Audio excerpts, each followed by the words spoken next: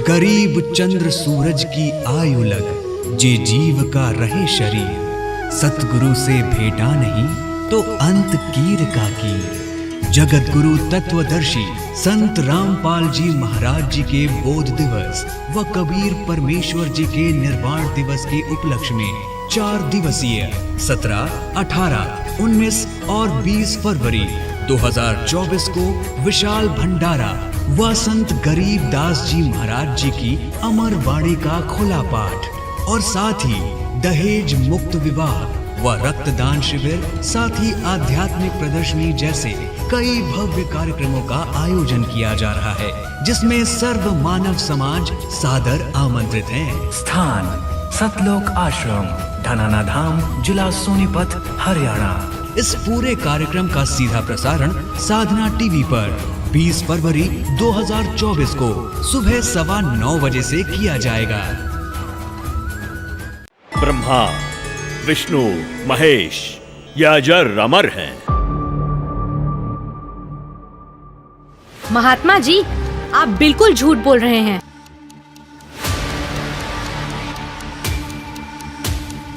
ज्यादा बात मत बना लड़की। आप ये भोली भाली जनता को क्यों गुमराह कर रहे हो? तेरे पास क्या प्रमाण है? बताती क्यों नहीं? मैं आपको प्रमाणित करती हूँ। तो तुम ही बताओ, कौन है पूर्ण परमात्मा? महात्मा जी, थोड़ा धीरज रखिए और सुनिए।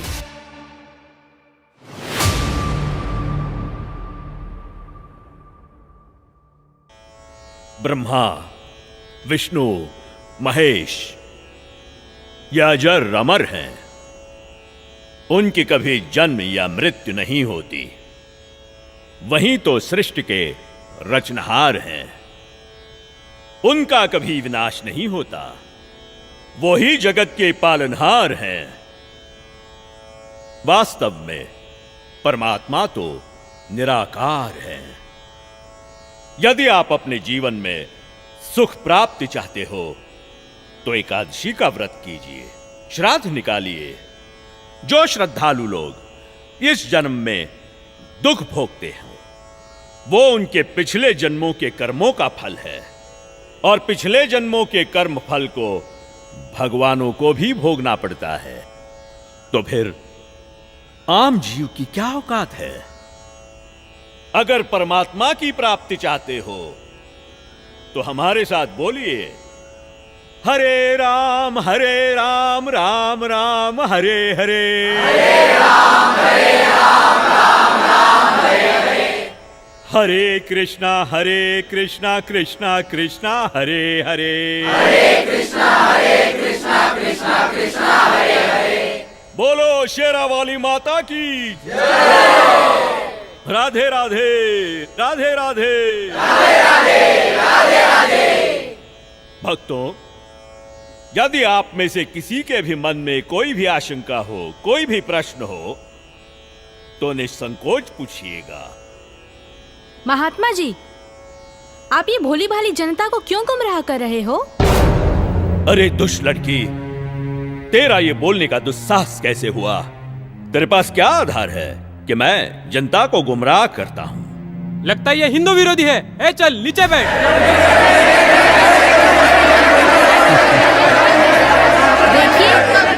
देखिए, हमारी इसी सोच की वजह से इन धर्मगुरुओं ने हमें गलत दिशा प्रदान की है। मैं भी हिंदू धर्म की हूँ और मैं अपने धर्म को श्रेष्ठ मानती हूँ। दरअसल पाखंड केवल हिंदू धर्म में ही नहीं बल्कि मुस्लिम धर्म तथा अन्य धर्मों पर भी चरम सीमा पर है।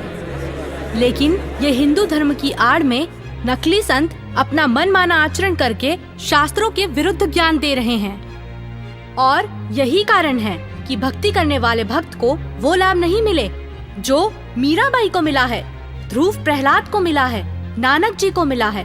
मैं किसी का विरोध नहीं कर रही। मैंने खुद अपने शास्त्रों को पढ़ा है और मेरे मन में भी कुछ प्रश्न हैं।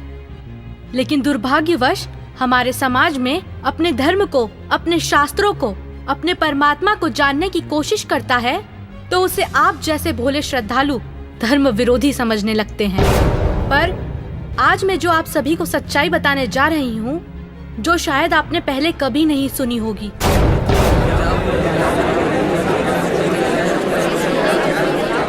ज्यादा बात मत बना लड़की। तेरे पास क्या प्रमाण है, बताती क्यों नहीं? महात्मा जी, थोड़ा धीरज रखिए और सुनिए। आप ही ने तो कहा था ब्रह्मा विष्णु महेश अजर अमर है, उनका कभी विनाश नहीं होता, वही सृष्टि के रचनाहार है। मैंने टीवी पर एक संत रामपाल जी का सत्संग सुना, उसी से पता चला। पता है उन्होंने क्या कहा? रुकिए एक मिनट, अभी बताती हूँ।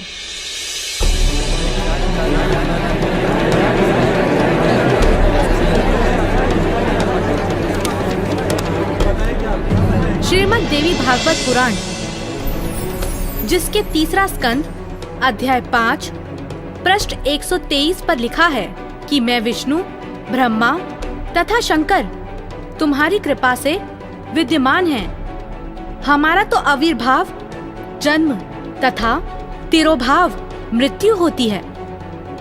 हम नित्य अविनाशी नहीं हैं। श्रीमद् भागवत महापुराण तीसरा स्कंद अध्याय 4 पृष्ठ 10 श्लोक 42 पर लिखा है, हे मात ब्रह्मा, मैं तथा शिव तुम्हारे ही प्रभाव से जन्मवान हैं, नित्य नहीं है।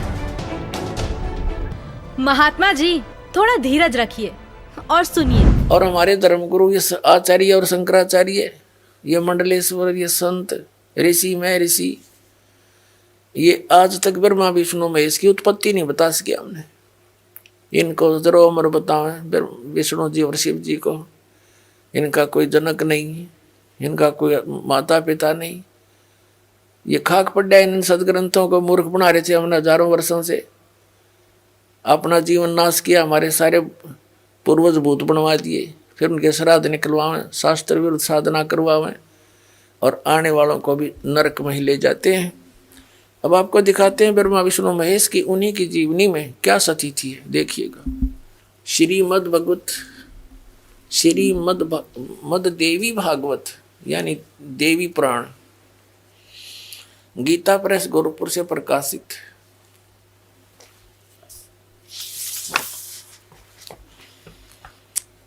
संपादक हनुमान प्रसाद पोदार चिमनलाल गोस्वामी। थोड़ा सा हिंट दिखाएंगे 123 पृष्ठ पे।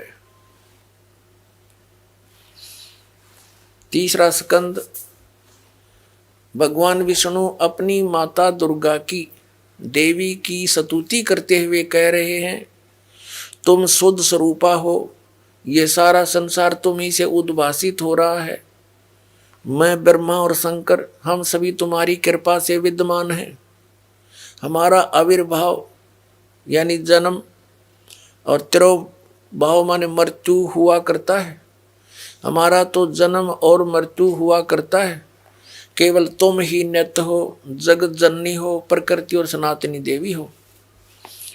भगवान शंकर बोले, देवी, यदि महाभाग विष्णु तुम्ही से प्रकट हुए हैं तो उनके बाद उत्पन्न होने वाले ब्रह्मा भी तुम्हारे बालक हुए।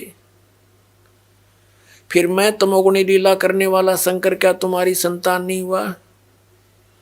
अर्थात मुझे भी उत्पन्न करने वाली तुम ही हो। शिवे, संपूर्ण संसार की सृष्टि करने में तुम बड़ी चतुर हो।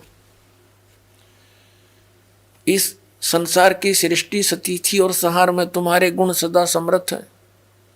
उन्हीं तीनों गुणों से उत्पन्न हम ब्रह्मा विष्णु एवं शंकर नियमानुसार कार्य में तत्पर रहते हैं। अब इसे यह भी सिद्ध हो गया, तीनों गुणों से उत्पन्न रजगुण ब्रह्मा, सतगुण विष्णु, तमगुण शंकर केवल नियमित कार्य में तत्पर रहते हैं। इस पवित्र सदग्रंथ ने, पवित्र पुराण ने, देवी पुराण ने 5 कंसेप्ट क्लियर कर दिए, 5 पॉइंट कति साफ कर दिए। नंबर 1, दुर्गा देवी ब्रह्मा विष्णु महेश जी की माता है। दुर्गा जी को प्रकृति भी कहते हैं। तीसरा, ब्रह्मा विष्णु महेश की जन्म मृत्यु होती है। चौथा, ये ब्रह्मा रजगुण, विष्णु सतगुण और शिव जी तमगुण है। और 5वां, कि ये केवल नियमित कार्य ही कर सकते हैं, जैसा आपके भाग्य में है वैसा ही दे सकते, उसमें कोई परिवर्तन नहीं कर सकते। इस शिवपुराण के अंदर लिखा है, पवित्र शिवपुराण के अंदर, कि श्री ब्रह्मा जी रजगुण और श्री विष्णु जी सतगुण का आपस में विवाद हो गया, झगड़ा हो गया। अपना आत्माओं दास कहे तो विदग्ध इनके इतिहास बताते हैं तो आपको स्वीकार्य होगा। ये देखिए, ये है श्री शिव महापुराण हिंदी टीका सहित भाग 1, श्री शिव महापुराण विद्या अवरिधि पंडित ज्वाला प्रसाद जी मिश्र कृत हिंदी टीका सहित, खेमराज श्री कृष्णदास प्रकाशन मुंबई, इतने ये यहाँ से प्रकाशित है। हम इसके ये देखिएगा, इसके पृष्ठ नंबर 11 से हम शुरू करेंगे। ये है विद्वेश्वर संहिता भाग 1 छठा अध्याय। नंदी केश्वर बोले, हे योगीधर, आगे एक समय विष्णु भगवान शेष सैया पर अपने गुरुड़ आदि पार्षदों से संयुक्त लक्ष्मी सहित शयन करते थे। उस समय ब्रह्म ज्ञानियों में श्रेष्ठ ब्रह्मा जी, अब यहाँ के ही से ब्रह्म ज्ञानी है, देखियो, अपनी इच्छा से ही वहाँ आए। सब प्रकार सुंदर सेज पर शयन करते हुए कमल लोचन विष्णु जी से पूछने लगे, तुम कौन हो जो मुझे देखकर अभिमानी पुरुष के समान शयन करते हो? हे वत्स, हे बेटा। ब्रह्मा जी कह रहे हैं विष्णु जी को, हे वत्स, हे बेटा, उठो, देखो मैं तुम्हारा स्वामी आया हूँ, तेरा मालिक आया हूँ। आए हुए गुरु को देखकर जो अभिमान करता है, उस द्रोही मूड का प्रायश्चित होना उचित है। यह सुनकर विष्णु जी के अंतर में तो क्रोध हुआ, अंदर तो बड़ा गुस्सा आया, पर ऊपर तो शांत बने रहे, परंतु बाहर से शांत रहे और बोले, हे वत्स, हे बेटा, तुम्हारा मंगल हो, बैठो, इस आसन पर विराजमान हो। अब विष्णु जी कहे, उसने ब्रह्मा जी को कहा, जा बेटा बैठ जा। इस समय तुम्हारा नेत्र कुटिल और मुख वक्र यानी टेढ़ा क्यों हो रहा? गुस्से में हो रहा था ब्रह्मा जी। ब्रह्मा जी बोले, हे वत्स, हे बेटा विष्णु, तुमको समय के प्रभाव से अभिमान है। हे पुत्र, मैं तुम्हारा रक्षक और जगत का पिता मैं हूँ। विष्णु जी बोले, यह तो सब जगत मुझ में स्थित है, तुम चोर के समान किस प्रकार अपना कहते हो? तुम मेरी नाभि कमल से उत्पन्न हुए हो, इससे मेरे पुत्र हो, मुझे पुत्र कहना सर्वथा व्यर्थ है। नंदी केश्वर बोले, इस प्रकार ब्रह्मा विष्णु दोनों ही रजोगुण से मुग्ध होकर विवाद करने लगे। मैं श्रेष्ठ हूँ, मैं स्वामी हूँ, ऐसा कहकर एक दूसरे को मारने की इच्छा से युद्ध करने में उत्सुक हुए। अब देखो, संपूर्ण देवता विमान में बैठकर वो तो लठ बजाने तैयार हो रहे हैं, और हमारे देवता फिर क्या क्रिया करते हैं? तब संपूर्ण देवता विमानों में बैठकर उस महाअद्भुत युद्ध को देखने चले आए और आकाश में उनके ऊपर फूल बरसाने लगे। वारे देवताओं, अब हम उस प्रसंग पर आते हैं कि जिसके अंदर ये कहा गया है इसी पवित्र पुराण में कि ब्रह्मा और विष्णु तुम भगवान नहीं हो, यू आर नॉट गॉड। देखिए, अब हम आगे हैं 17 पृष्ठ पे, और विद्वेश्वर संहिता भाग 1 अध्याय 9, ये वही प्रसंग यहां तक चल रहा। नंदी केश्वर बोले, इस प्रकार भगवान ने उन नम्र हुए अब क्या हुआ कि उन दोनों के बीच में, अभी आपको बताया था, उन दोनों ब्रह्मा और विष्णु जो लड़ रहे थे उनके बीच में एक पिलर खड़ा कर दिया तेजों में, लिंग बहुत लंबा चौड़ा, जिसका कोई और छोर उन दोनों को नहीं मिला। और फिर ये स्वयं प्रकट हो गया। कौन? इनका पिता, ये सदाशिव बोलते हैं इसको, ये काल ब्रह्म, जिसने गीता का ज्ञान दिया। अब यहां देखिए, हम जो आपको दिखाया था, फिर देखिए, ये पृष्ठ 17 पे विद्वेश्वर संहिता भाग 1 अध्याय 9 पर नंदीकेश्वर बोले, इस प्रकार भगवान ने उन नम्र हुए ब्रह्मा और विष्णु पर अनुग्रह करके उनके युद्ध में परस्पर उनकी सेना मारी गई थी, उस सब को यहाँ देखें, उन दोनों की अज्ञानता और वैर को दूर करने के अर्थ उनसे क्या कहा। भगवान, काल भगवान ने, सदाशिव ने क्या कहा कि मेरे सकल और निष्कल यानी साकार और निराकार में भेद से 2 रूप हैं, परंतु और ईश्वर नहीं है, मेरे अतिरिक्त कोई प्रभु नहीं है। इस कारण उनके 2 रूप नहीं हो सकते, पहला सतम रूप और दूसरा पीछे मूर्तिमान रूप धारण किया। इसमें ब्रह्म रूप निष्कल है, ये निष्कल है, निष्फल नहीं, और ईश्वर रूप सगुण है। मेरे ये दोनों रूप सिद्ध हैं, दूसरे किसी के नहीं हो सकते। इस कारण तुम दोनों को अथवा दूसरों को ईश्वर तव की प्राप्ति नहीं हो सकती। तुमने जो अज्ञान से अपने को ईश माना, तुमने अज्ञान से अपने को ईश यानी भगवान माना, यह बड़ा अद्भुत हुआ। उसके दूर करने को ही मैं रण स्थान में आया। अब तुम दोनों अभिमान त्याग कर मुझ ईश्वर में अपनी बुद्धि लगाओ। मेरे प्रसाद से लोक में सब अर्थ प्रकाश होते हैं। ये इनको समझ नहीं सके, इसलिए ये बताने वाले तुम्हारे गुरु झूठे हैं। अब उन झूठे गुरुओं की देख दिखाऊं आपको, निरी झलक, एक नहीं गुणीय झलक दिखाऊंगा। देखिएगा पवित्र शिव पुराण, ये गीता प्रेस गोरखपुर से प्रकाशित है, सचित्र मोटा टाइप, केवल हिंदी, संपादक है हनुमान प्रसाद पोदार। ये विद्वेश्वर संहिता है, संक्षिप्त शिव पुराण 24 पृष्ठ पे ये लिंग बीच में खड़ा कर रखा है, ये ब्रह्मा जी और विष्णु जी के बीच में। फिर वो स्वयं आकर के इनके सामने खड़ा हो जाता है। फिर इनकी आपस में क्या वार्ता होती है ये देखिएगा। प्रश्न नंबर 25 पे विद्वेश्वर संहिता,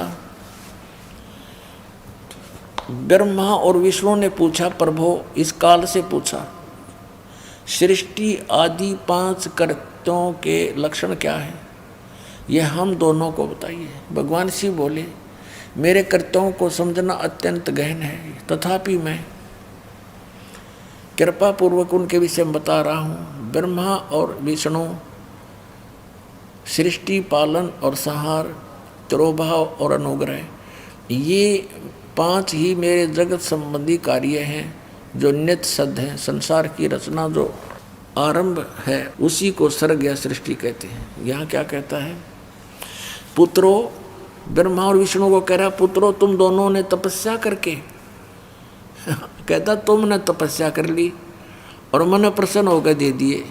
बता, इनने का जूत, इनने का सिर, ठेकेदारी आप ले रहा। कहता तुमने तपस्या कर ली और मन खुश होकर दे दिए। फिर तेरा बीच में कह रहे गए तपस्या करके अपना मेहनत मजदूरी करके प्राप्त किए। फिर भी देखो पुत्रो, तुम दोनों ने तपस्या करके प्रसन्न हुए मुझ परमेश्वर से सृष्टि और सतिथि नामक 2 कृत, ये 2 पोस्ट, 2 पद प्राप्त किए हैं। ये तुम बहुत प्रिय। इसी प्रकार मेरी विभूति स्वरूप रुद्र और महेश्वर ने है, यू मैं नहीं है, ने दो अन्य उत्तम कृत्य संहार और त्रोभाव मुझसे प्राप्त किए, परंतु अनुग्रह नामक कृत्य दूसरा कोई नहीं पा सकता।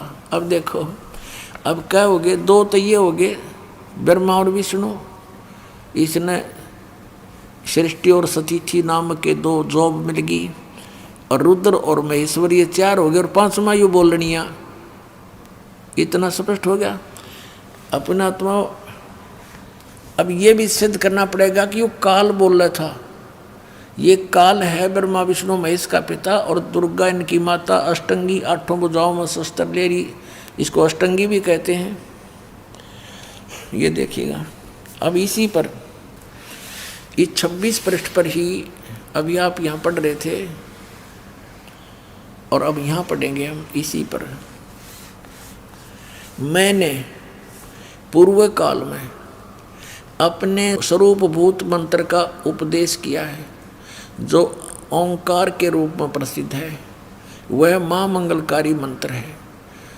सबसे पहले मेरे मुख से ओंकार यानी ओम प्रकट हुआ, जो मेरे स्वरूप का बोध कराने वाला है। ओंकार वाचक है, मैं वाच्य हूँ। यह मेरा मंत्र है, यह मंत्र मेरा स्वरूप ही है। प्रतिदिन ओंकार का निरंतर स्मरण करने से मेरा ही सदा स्मरण होता है। मेरे उत्तरवर्ती मुख से अकार का, पश्चिम मुख से उकार का, दक्षिण मुख से मकार का, यानी ए ऊ और मैं, जिससे ये ओम बनता है, और पूर्ववर्ती मुख से बिंदु, ये जो ओम है इसके विषय बता रहा कि यू ए ऊ और यू पर बिंदु, तथा मध्यवर्ती मुख से नाद का प्राकाट्य हुआ है। इस प्रकार 5 अवयवों से युक्त ओंकार का विस्तार हुआ। इन सभी अवयवों से, इन सभी पार्टों से ए ऊ मैं बिंदु और इस बिंदु से नाद से कहते ये एकीभूत होकर यह प्रणव ओम नामक एक अक्षर हो गया। ये ओम नामक एक अक्षर है ओम, इसको ओंकार कहो, इसको ओम कहो, और चाहे ऐसा लिखकर इसको एक अक्षर ओम कहो। ये ओम है, एक अक्षर हो गया, और ये मेरा मंत्र है। असली मंत्र कहता है ये है मेरा।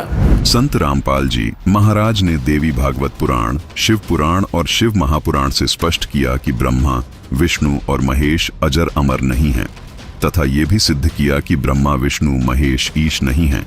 ये तीनों देव नाशवान हैं।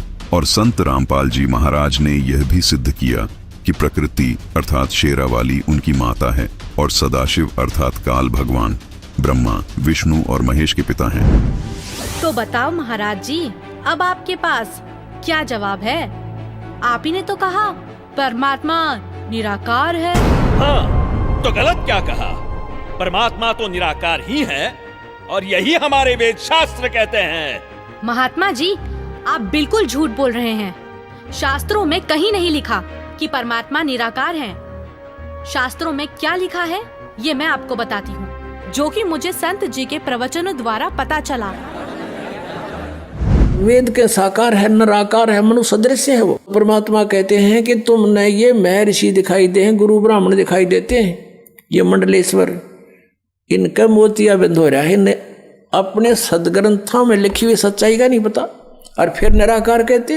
अब दिखाते हैं आपको परमात्मा की सारी स्थिति। देखिएगा ऋग्वेद मंडल नंबर 9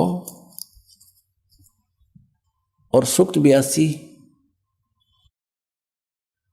और यहां देखें ये है 82वां, 81वां समाप्त हुआ, ये 82वां शुरू हो जाता है। इसका प्रथम मंत्र, इसमें लिखा है कि जो सर्वोत्पादक प्रभु, सबकी उत्पत्ति करने वाला परमेश्वर, प्रकाश रूप है। इसका अर्थ है वो तेजो में स्वरूप साकार है, सद्गुणों की वृष्टि करने वाला, पापों का हरण करने वाला, पाप नाश करने वाला, पाप क्षमा करने वाला है। वह राजेव राजा के समान, राजेव इसका अर्थ है राजा के समान आगे लिखा है। ये देखना, ये 269 पृष्ठ पर पढ़ रहे हैं। कोई भ्रमत कर देगा कि दूसरा पृष्ठ दिखा दिया होगा। ये 270 दिखाऊंगा। ये देखो 270 यहाँ लिखा है। 82 का पहला पढ़ रहे हैं, 82 का 9 के 82 का। राजा के समान दर्शनीय है, वो देखने जोगा है, विजिबल है, वो साकार है। राजा की तरह तो मनुष्य जैसा ही हुआ। और वह है पृथ्वी आदि लोक लोकांतरों के चारों ओर शब्दमान हो रहा है। वह वर्णीय पुरुष को, वर्णीय माने अच्छी आत्मा को, श्रेष्ठ पुरुष को, जो दृढ़ भक्त है, जो दृढ़ भक्त है उसको पवित्र करता हुआ प्राप्त होता है। जैसे आदरणीय धर्मदास साहिब जी को, जो दृढ़ भक्त थे उसके बाद डगमग नहीं हुए। आदरणीय मुलुकदास साहिब जी को, आदरणीय दादूदास साहिब जी को, आदरणीय गरीबदास साहिब जी गांव छुड़ानी जिला जज्जर हरियाणा वाले को, और आदरणीय गीसा दास साहिब जी को गांव खेखड़ा मेर यूपी वाले को। ये दृढ़ भक्त आज तक डगमग नहीं हुए, दुनिया को हिला के रख दिया इन्होंने। इनको भगवान में ले आकर के को पवित्र करता हुआ प्राप्त होता है वर्णीय पुरुष अच्छी आत्मा को। जिस प्रकार विद्युत माने आकाशीय बिजली स्नेह वाले स्थानों को आधार बनाकर प्राप्त होता है। देखो कितना स्पष्ट किया इन्होंने। ऋग्वेद मंडल नंबर 9 और सूक्त नंबर 81 में कति कंसेप्ट क्लियर कर दिया कि वो परमात्मा राजा की तरह देखने जोगा है। राजा का अर्थ है कि वो शक्तिशाली होता है, मनुष्य सदृश ही है, राजा के समान है और साकार है, देखने जोगा है। शास्त्रों में लिखा है, यजुर्वेद अध्याय 5 मंत्र 1, 6, 8, यजुर्वेद अध्याय 1 मंत्र 15, यजुर्वेद अध्याय 7 मंत्र 39, ऋग्वेद मंडल 1 सूक्त 31, मंत्र 17, ऋग्वेद मंडल 9 सूक्त 86, मंत्र 26, 27, ऋग्वेद मंडल 9 सूक्त 82, मंत्र 1 से 3। इसमें ये लिखा है कि परमात्मा साकार है। आपने ये भी झूठ कहा है कि श्राद्ध निकालने, व्रत करने से सुख और मुक्ति मिलती है, जबकि संत जी के प्रवचनों से सुना है कि गीता अध्याय 9 के श्लोक 25 में कहा है, पितरों को पूजने वाले पितरों को प्राप्त होते हैं, भूतों को पूजने वाले, पिंड दान करने वाले भूतों को प्राप्त होते हैं, अर्थात भूत बन जाते हैं। गीता अध्याय 6 श्लोक 16 में लिखा है कि हे अर्जुन, ये योग ना तो अधिक खाने वाले का, ना बिल्कुल ना खाने वाले का, ना अधिक जागने वाले का, ना अधिक शयन करने वाले का, और ना ही एक स्थान पर बैठकर साधना करने वाले का सिद्ध होता है। गीता अध्याय 16 श्लोक 23-24 में कहा है कि शास्त्र विधि को त्याग कर जो साधक मनमाना आचरण करते हैं, उनको ना तो कोई सुख होता है, ना कोई सिद्धि प्राप्त होती है, तथा ना उनकी गति अर्थात मोक्ष होता है। अब जैसे 16वें अध्याय के 23वें श्लोक में ये कहा कि शास्त्र विधि को त्याग कर जो मनमाना आचरण करते हैं, उनको कुछ भी लाभ नहीं होता, ना उनकी गति हो, ना उनको कोई सुख हो, और ना उनकी कोई सिद्धि प्राप्त हो। यूजलेस। फिर क्या फायदा उस भक्ति का। और देखिएगा इन तीनों देवताओं की भक्ति भी शास्त्र विधि त्याग का मनमाना आचरण है। ये देखिएगा, यही गीता प्रेस गौरवपुर से प्रकाशित है। 16वें अध्याय का 23वां श्लोक दिखाते हैं। ये 16वां अध्याय और इसका 23वां श्लोक यहाँ पर है। जो शास्त्र विधि को त्याग कर अपनी इच्छा से मनमाना आचरण करते हैं, वह न सिद्धि को प्राप्त होता है, न परम गति को, और न सुख को ही। यूजलेस। अब वेदों में इन श्राद्ध आदि कर्म कांड का निषेध है, और गीता जी में निषेध 9वें अध्याय के 25वें श्लोक में स्पष्ट किया है। भूत पूजने वाले भूत बनेंगे। ये देखिएगा, श्रीमद् भगवत गीता, गीता प्रेस गोरखपुर से प्रकाशित है। जयदयाल गोविंद का इसके अनुवादक है। अध्याय नंबर 9 का ये है। अध्याय नंबर 9 श्रीमद् भगवत गीता श्लोक नंबर 25। देवताओं को पूजने वाले देवताओं को प्राप्त होंगे, पितरों को पूजने वाले पितरों को प्राप्त होते हैं, और भूतों को पूजने वाले भूतों को प्राप्त होते हैं, और मेरा पूजन करने वाले मुझको ही प्राप्त होते हैं। अब ये श्राद्ध कितना आगे फिर अब आपको दिखाते हैं एक झलक पुराणों में क्या लिखा है।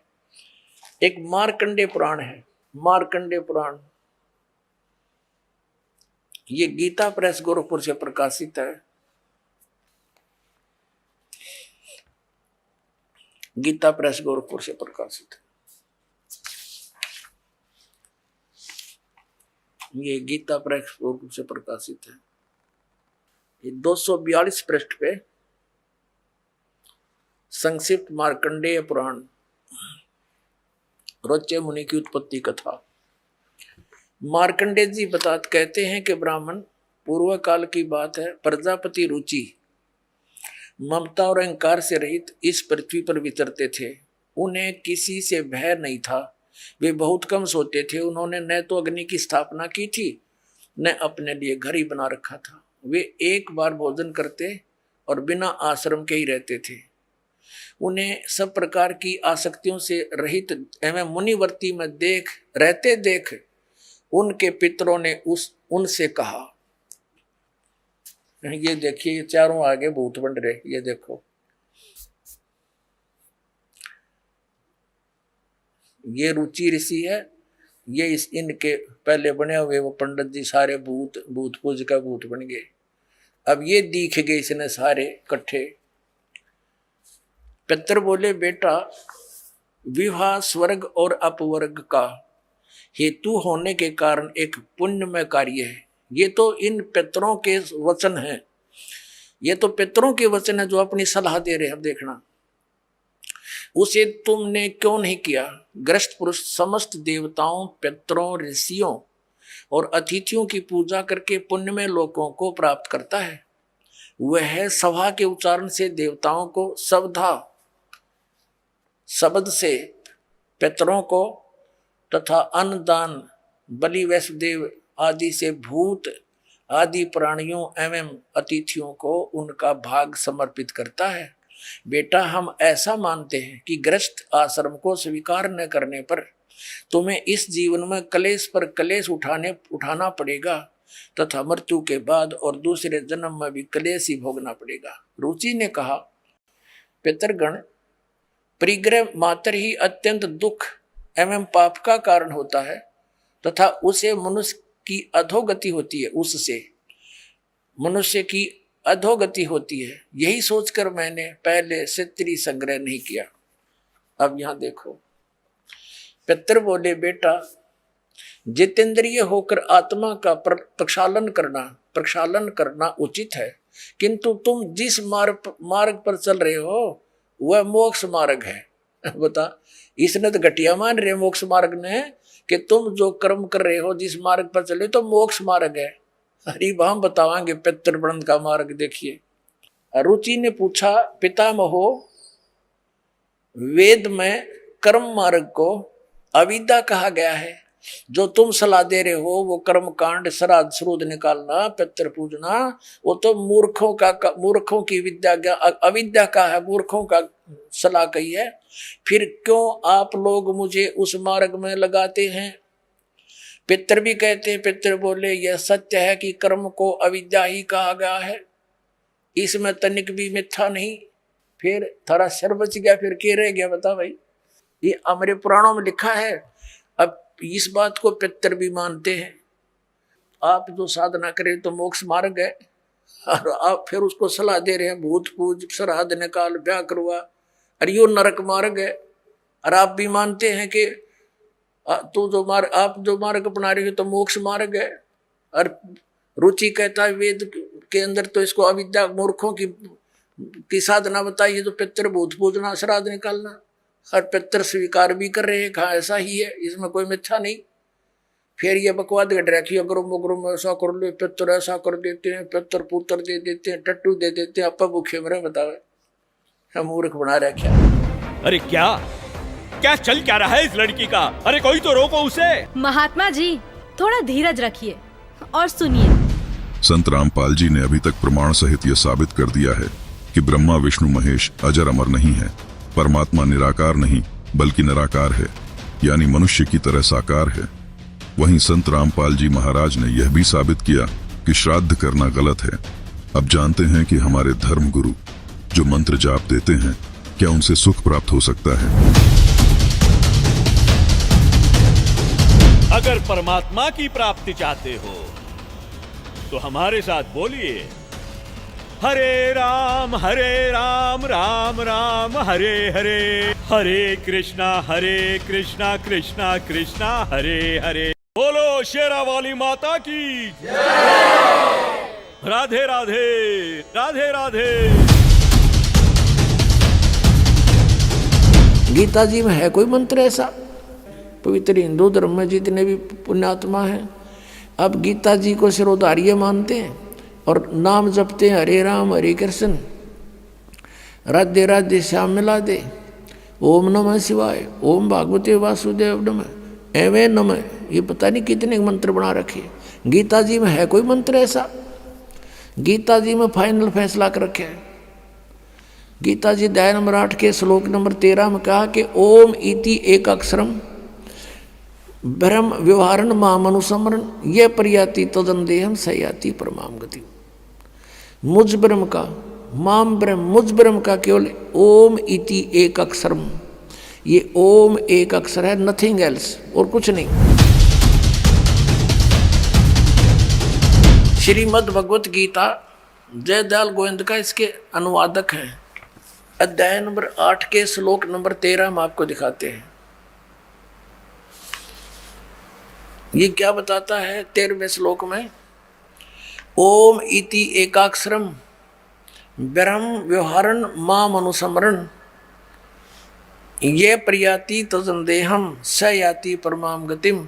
माम ब्रह्म, मुझ ब्रह्म का केवल ओम यह एक अक्षर है जो उच्चारण करके सिमरण करता हुआ यह प्रयाति तजंदेहम जो शरीर छोड़कर जाता है ये सिमरण करता हुआ स याति परमाम गतिम जो ओम से मिलने वाली, इन शुरू किया ओम ओम, यह इनका अनुवाद है। यह एक अक्षर रूप ब्रह्म को उच्चारण करता हुआ, अक्षर रूप ब्रह्म को नहीं। ये वो कहता माम ब्रह्म, मुझ ब्रह्म का केवल एक ओम अक्षर है, नथिंग एल्स। निचिंतन करता हुआ शरीर त्याग कर जाता हुआ पुरुष परम गति को प्राप्त होता है। यानी ओम से होने वाली जो परम गति है ये ओम, और इन्होंने इस ओम को ऐसे लिखा अनुवाद में ओम ओम, ये समझो चाहिए। ओम नाम का जाप है इसका, और ब्रह्मलोक में चले जाओगे। अब 17वें अध्याय के गीता जी के 23वें श्लोक में कहा है कि उस सच्चिदानंद घन ब्रह्म के पाने का 3 मंत्र का जाप का निर्देश है, नथिंग एल्स। निर्देश माने नथिंग और कुछ नहीं, सिंपल ओनली डायरेक्शन। ये है, देखिएगा 17वें अध्याय का और 23वां श्लोक श्रीमद् भगवत गीता, और ये 17वां अध्याय, 17वें का 23वां श्लोक है। ओम तत्सत इति निर्देश है ब्रह्मण है त्रिविध है समर्थ है ब्राह्मणा तेन वेदा च यज्ञा विहिता पुरा। ओम ओम तत् तत् सत सत, ऐसे यह 3 प्रकार का सच्चिदानंद घन ब्रह्म, उस परम अक्षर ब्रह्म का मंत्र कहा है। अब सच्चिदानंद घन ब्रह्म परम अक्षर ब्रह्म का मंत्र ओम तत् सत, उसको पाने का। ओम तो पुण्यात्मा सीधा है ब्रह्म अक्षर पुरुष का, और जो तत् है वो अक्षर पुरुष का, और सत है ये परम अक्षर ब्रह्म का। ये भी कोड वर्ड है, सांकेतिक शब्द है। ओम और तत् जो सांकेतिक शब्द है वो दोनों मिलकर ये सतनाम बनता है, 2 अक्षर का। और जिसका भी आज तक मोक्ष हुआ उन महापुरुषों ने इस सतनाम का जाप किया है। और जो सत्य है वो सारनाम की तरफ संकेत है, वो भी कोई अन्य मंत्र है, वो सांकेतिक कोड वर्ड दास के पास है, इस पृथ्वी विश्व में किसी के पास नहीं। अरे क्या क्या चल क्या रहा है इस लड़की का? अरे कोई तो रोको उसे। ये लड़की सही बोल रही है।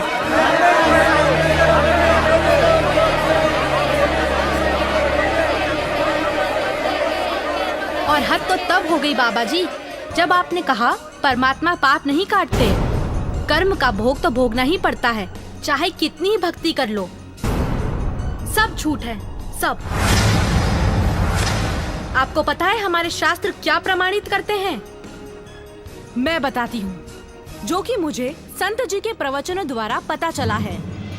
ऋग्वेद मंडल 10, सूक्त 161, मंत्र 2, 5, सूक्त 162, मंत्र 5, सूक्त 163, मंत्र 1 से 3 में लिखा है कि परमात्मा जो चाहे वो कर सकता है, प्रत्येक प्रकार के रोग कष्ट को नष्ट कर सकता है, और यदि कोई मृत्यु के भी निकट पहुंच जाता है तो उसे 100 वर्ष की आयु प्रदान कर सकते हैं। कबीर देव जी, कबीर परमेश्वर जी, यदि हमारी आयु शेष ना हो उसको भी आयु प्रदान कर सकते हैं।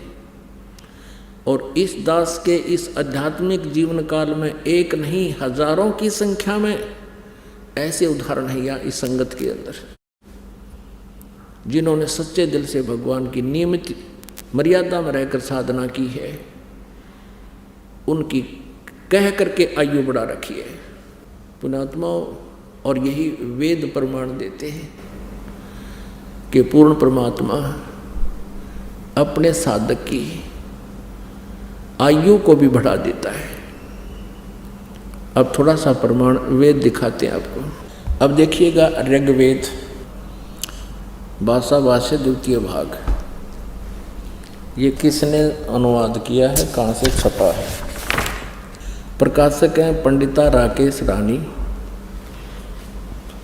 प्रधान कार्यालय वेद मंदिर, महात्मा वेद भिक्षु सेवा आश्रम, लेखराम नगर अब्राहिमपुर, पोस्ट ऑफिस मुखमेलपुर, दिल्ली, दूरभाषित ने दान संस्थान, ठीक है, दिल्ली से। इसके अंदर इस ऋग्वेद मंडल नंबर 10 सूक्त नंबर 161 का और दूसरा मंत्र है। ऋग्वेद मंडल नंबर 10 सूक्त 161, ये देखिएगा, ये 161वां सूक्त है और इसका मंत्र नंबर 2 है।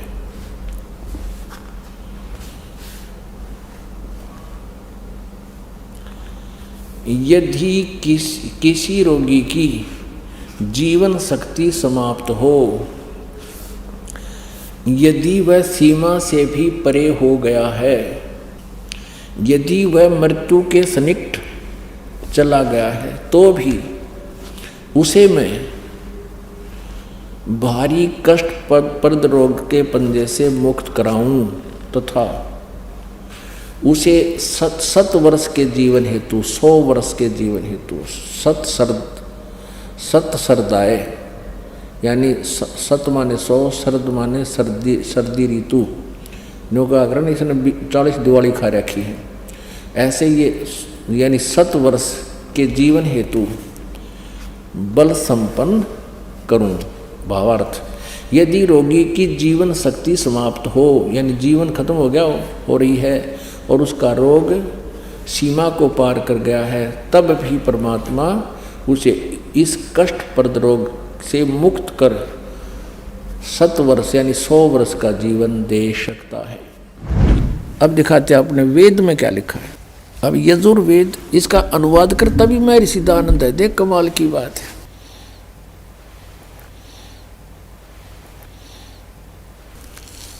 अब ये कहाँ से प्रकाशित है? प्रकाशक हैं सार्वदेशिक कार्य प्रतिनिधि सभा 2/5 महर्षि दयानंद भवन, रामलीला मैदान, नई दिल्ली से। महर्षि दयानंद सरस्वती द्वारा इसका अनुवाद किया गया। मुद्रक हैं Prince offset printers, 1510, Pataudi house, Daryaganj, नई दिल्ली से। 241 पृष्ठ पे है। 8वां अध्याय यजुर्वेद भाषा भाष्य, ये 13वां मंत्र है। 13वां, इसमें क्या लिखा है? देव कर्तस्य ऐनस्य अवजनम असि, मनुष्य कर्तस्य ऐनस्य अवजनम असि, पितर कर्तस्य ऐनस्य अवजनम असि, आत्म कर्तस्य ऐनस्य अवजनम असि, अन्नस्य अवजनम असि। ओए होए। अब इसका अनुवाद यहाँ किया है इन्होंने 242 पृष्ठ पे। ये 241 पर हम पढ़ रहे थे। यहाँ देखो 242 पर। अब यहाँ इसका थोड़ी बहुत कोई उतर गई होगी इसकी भांग है। इसने फिर यहाँ उलझाने की चेष्टा की है कि हे सबके उपकार करने वाले मित्र आप, दान देने वाले के ऐनस्य माने अपराध के, ऐनस्य अवैधनम माने विनाश करने वाले हो, क्षमा करने वाले हो।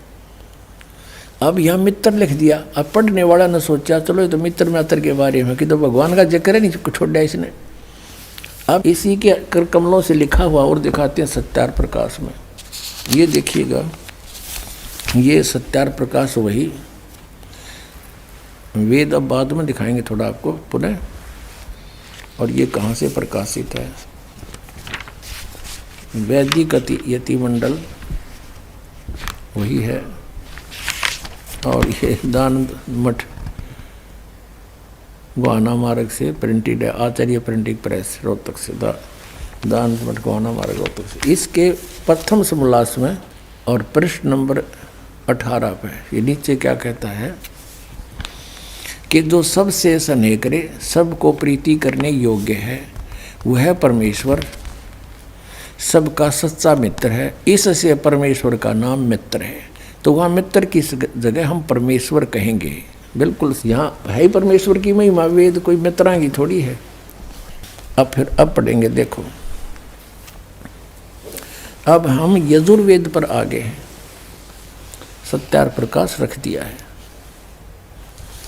अब इसके हम 8वें अध्याय के वही 13वां मंत्र पढ़ रहे हैं।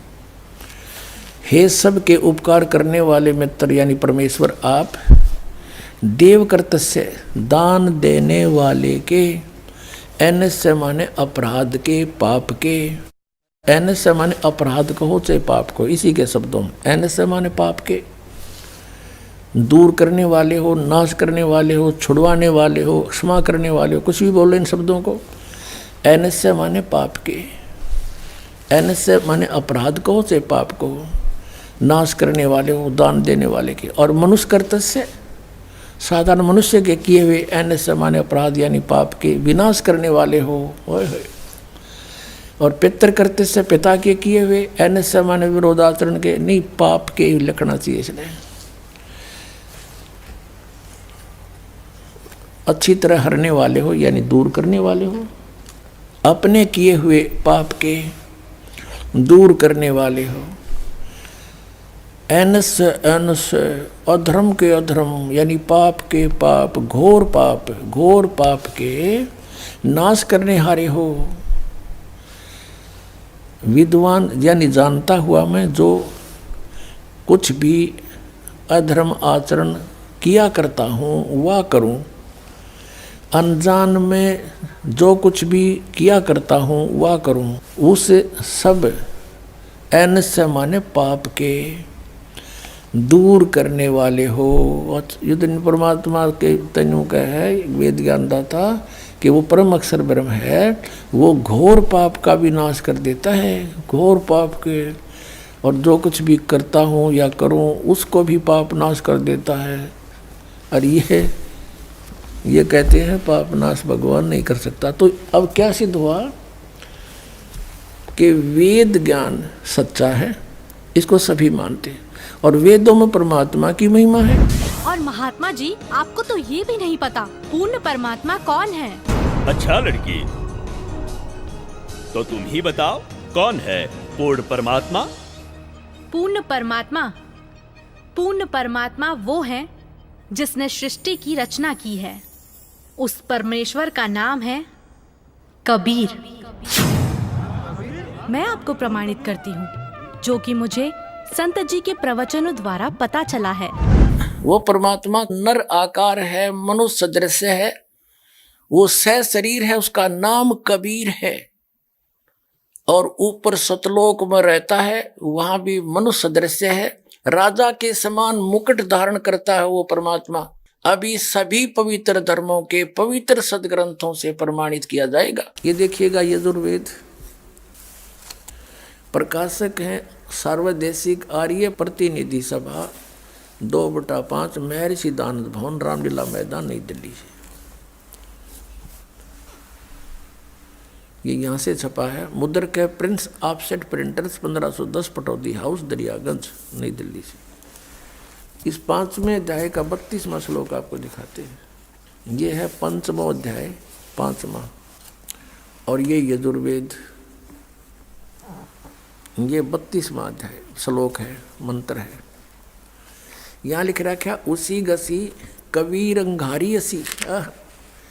अब हम इसको कबीर बोलते हैं, बै कबीर, ये वह है, हम वह बोला करें। जैसे किसी का नाम वेद प्रकाश होता, हम कहेंगे आ वेद प्रकाश आजा। जैसे कोई धर्मवीर है तो धर्मवीर बोला करें हम, ये हमारा अपना लोकल लैंग्वेज है। तो हम इसको कबीर को कबीर बोलते हैं। अंगारी माने पापों का शत्रु, बम भारी माने बंधनों का शत्रु, इन्हीं का।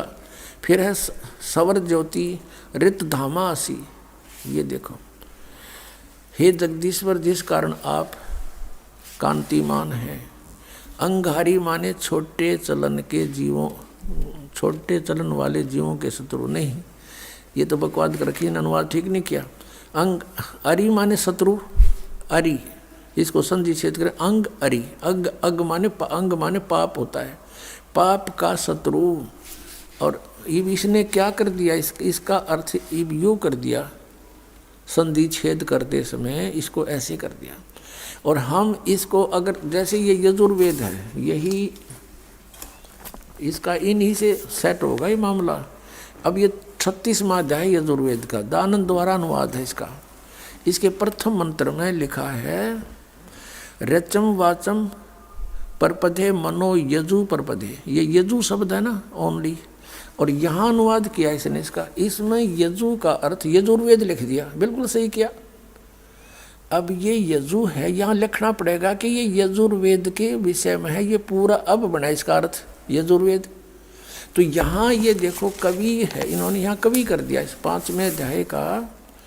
और ये जो 32वां श्लोक हम पढ़ रहे हैं, इसमें ये जो कबीर शब्द है, इसको इन्होंने ऐसे कर लिख दिया। अब इसका अर्थ करते समय यहाँ लिखना चाहिए था कबीर देव लिख देते। ये कबीर वह लिख के कबीर लिख देते, कबीर देव लिख देते, तो हम उसको कबीर देव बोल रहे हैं। कबीर देव, हम उसको कबीर देव, देव माने परमेश्वर, कबीर साहब हैं, यहाँ लिखना चाहिए वो कबीर देव हैं। ये कहना कवि, इनकी वो समस्या भी हल हो जाए। कवि, वो कबीर देव लिखना था, कबीर देव हैं, हम उसको कबीर साहब बोलते हैं। कबीर अपने लोकल लैंग्वेज में वो कबीर साहब हैं। बम भारी माने बंधनों के, अरि माने शत्रु।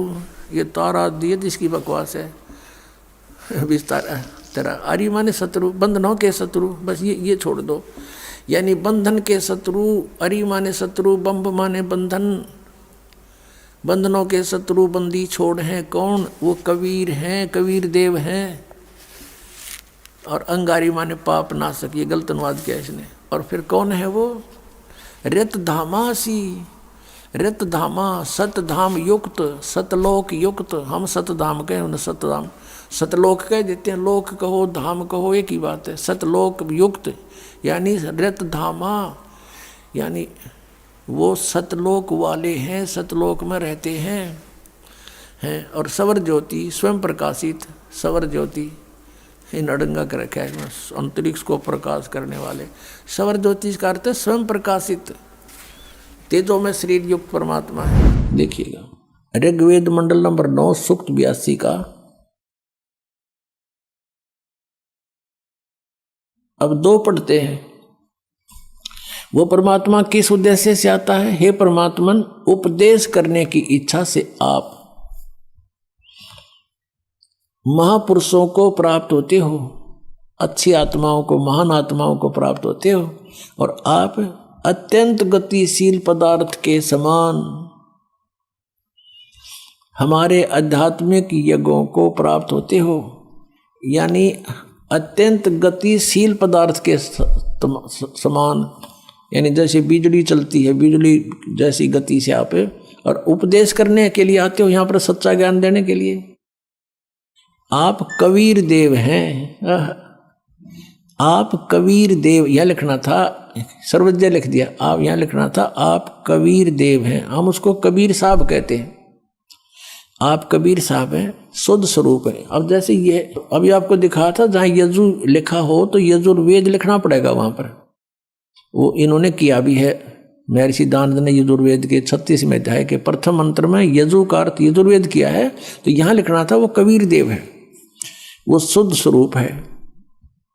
हमारे पापों को हे दूर करके हे सोम हे अमर परमात्मा हमको सुख दे। पुण्यात्मा,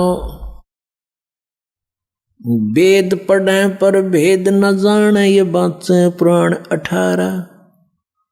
वेद पढ़े पर भेद न जाने, गुरु बिन काहू न पाया ज्ञाना, जो थो था बूछड़े मूड किसाना। गुरु बिन वेद पढ़े जो प्राणी, समझे न सार रहे अज्ञानी। ये अज्ञानी रहे इन वेदों को पढ़ा करते, मैं ऋषि को आगे इन कक्का भी नहीं पता था। अब जैसे परमात्मा मनुष्य दृश्य ये सिद्ध होगा, राजा के समान देखने जोगा है, और वहां से गति करके आता है, जिन महापुरुषों को मिलता है, जिन महापुरुषों ने मिला उन बताया कबीर इज गॉड। वो कबीर देव काशी में हम सुल्तानी नानक तारे दादू को उपदेश दिया, जात जुलाहा भेद न पाया, वो काशी माए कबीर होया। आदरणीय गरीबदास साहिब जी गांव छोड़ानी जिला जद्दर वाले, जिनको भगवान आकर मिले थे, क्या कहते हैं गरीबदास साहिब ने फिर बताया है कि या दुनिया दा जीवन झूठा भूल गए मर जाने नू, और सर्व कला सतगुरु साहिब की हरियाए हरियाणे नू। वो परमात्मा हरियाणा में आए गरीबदास जी 280 वर्ष पहले, लगभग सन 1727 में, लगभग 300 वर्ष हो गए, 300 वर्ष से भी ऊपर हो गए। सन 1727 में परमात्मा आए थे, और सन 1966 में हरियाणा और पंजाब अलग हुए। जब हरियाणा क्षेत्र का नाम पड़ा था, यो हरियाणा प्रांत बना था, उससे भी कितने वर्ष पहले, 200-250 वर्ष पहले परमात्मा ने लिख दिया, बोल दिया था। गरीबदास साहिब जी ने कहा था कि हरि आए हरियाणे नू। उनके वचन से फिर यो हरियाणा क्षेत्र आज बनकर रहा, ताकि हम इस परमात्मा की वाणी को समझा सकें। अगर ये वाणी 200 वर्ष पहले बोलते, 100 वर्ष 50 वर्ष पहले से बोलते, तो कौन से कहाँ थे, हरियाणा था ही नहीं, जब नाम निशान नहीं था। तो ये हरियाणा बनवा दिया, रीबिया वाणी हमारे को याद दिला दी कि हरि आए हरियाणे नू। प्रमाण 1, पवित्र यजुर्वेद अध्याय 29 मंत्र 25। जिस समय भक्त समाज को शास्त्र विधि त्याग कर मनमाना आचरण कराया जा रहा होता है, उस समय कबीर देव तत्व ज्ञान को प्रकट करता है।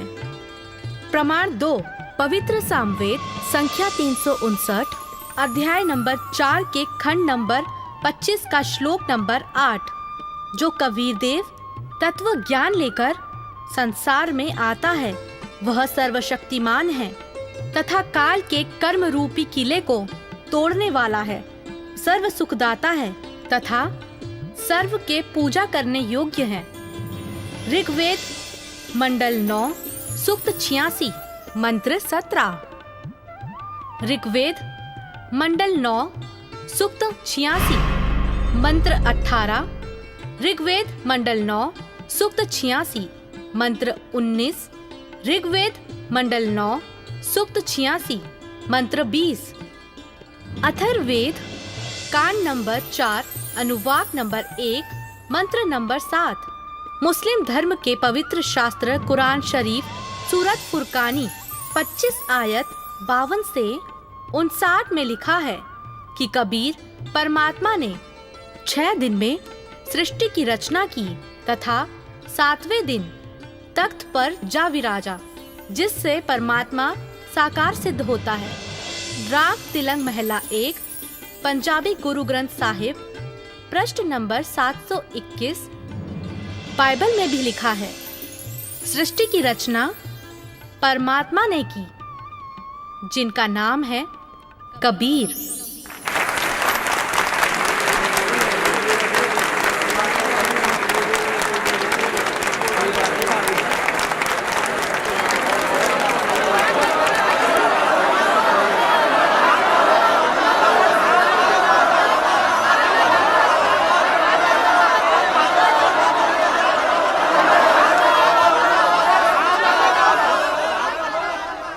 बहन, माफ करना, मुझसे गलती हो गई। असल में हिंदू विरोधी तो ये नकली संत है जो हमें शास्त्रों के विरुद्ध भक्ति बता रहा है। आपने तो हमारी आंखें खोल दी। बहुत बहुत धन्यवाद आपका। धन्यवाद तो संत रामपाल जी महाराज का कीजिए, जिन्होंने इस अनमोल ज्ञान को भक्त समाज को समझाया है। उन्हीं के ही तो टीवी चैनल पर सत्संगों को सुनकर मैंने इस अनमोल ज्ञान को प्राप्त किया है। हर रोज टीवी पर सैकड़ों बाबा आते हैं, लेकिन सही भक्ति तो संत रामपाल जी महाराज ही बताते हैं। तो बोलो संत रामपाल जी महाराज की जय। संत रामपाल जी महाराज की जय। संत रामपाल जी महाराज की जय। आओ सब मिलकर जागरूकता लाए, पाखंड और अंधविश्वास को जड़ से मिटाए। आप सुन रहे थे जगत गुरु तत्वदर्शी संत रामपाल जी महाराज जी के मंगल प्रवचन। अधिक जानकारी के लिए विजिट कीजिए हमारी वेबसाइट www.jagatgururampalji.org। संत रामपाल जी महाराज जी के शुभ आशीर्वाद से पूरे विश्व भर में 500 से भी ज्यादा नाम दीक्षा केंद्र हैं, जिन पर संत रामपाल जी महाराज जी द्वारा ऑनलाइन निशुल्क नाम दीक्षा दी जा रही है। अपने नजदीकी नाम दीक्षा केंद्र का पता करने के लिए संपर्क करें 8222880541। गरीब चंद्र सूरज की आयु लग, जे जीव का रहे शरीर। सतगुरु से भेटा नहीं तो अंत कीर का कीर। जगत गुरु तत्वदर्शी संत रामपाल जी महाराज जी के बोध दिवस व कबीर परमेश्वर जी के निर्वाण दिवस के उपलक्ष्य में 4 दिवसीय 17, 18, 19 और 20 फरवरी 2024 को विशाल भंडारा व संत गरीब दास जी महाराज जी की अमर वाणी का खुला पाठ और साथ ही दहेज मुक्त विवाह व रक्तदान शिविर, साथ ही आध्यात्मिक प्रदर्शनी जैसे कई भव्य कार्यक्रमों का आयोजन किया जा रहा है, जिसमें सर्व मानव समाज सादर आमंत्रित है। स्थान सतलोक आश्रम, धनाना धाम, जिला सोनीपत, हरियाणा। इस पूरे कार्यक्रम का सीधा प्रसारण साधना टीवी पर 20 फरवरी 2024 को सुबह 9:15 बजे से किया जाएगा।